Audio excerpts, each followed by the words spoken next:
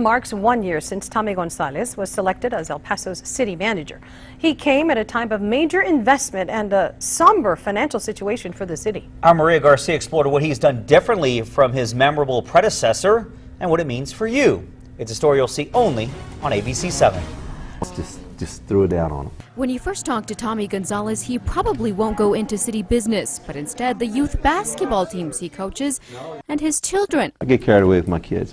But once you ask him about running the city, he quickly gets back to business. You can't improve something until you know what's wrong with a process. A year ago, Gonzalez seemed like an unlikely choice to some. The former Irving, Texas city manager was in the headlines for accepting, some claimed soliciting, free tickets to sporting events.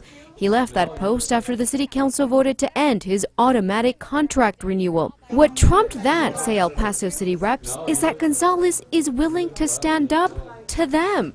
They say he's a straight shooter, maybe too direct sometimes. Even if it's an answer that he thinks I won't want, and I probably don't, he'll tell it like it is. He doesn't hide anything.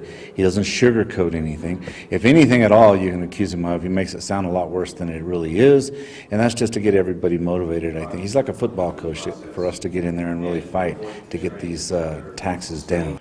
That's fine, council, if that's what you want. You guys keep saying, I want this, this, and this.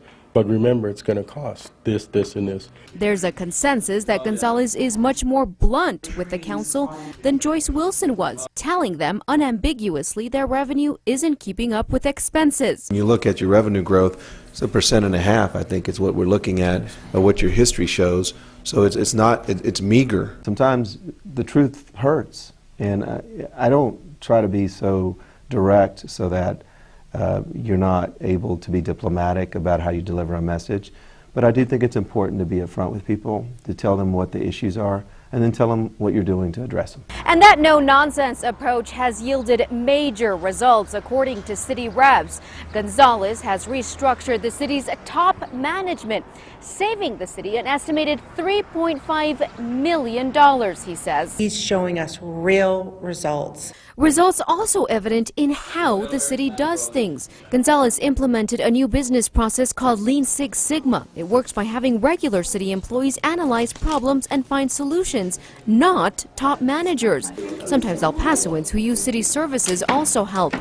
The first victory? It used to take 3 weeks and $214 to get a permit to reserve a park. City employees and a taxpayer were able to cut it to half an hour and $13 by eliminating unnecessary steps and adding to the responsibilities of some employees. And really, there was no rhyme and reason to some of the ways we did some of the things. We want to find better ways of delivering our services. And the people delivering those services? About 6,000 city employees. Gonzalez has started a new program to recognize them. I work for the city.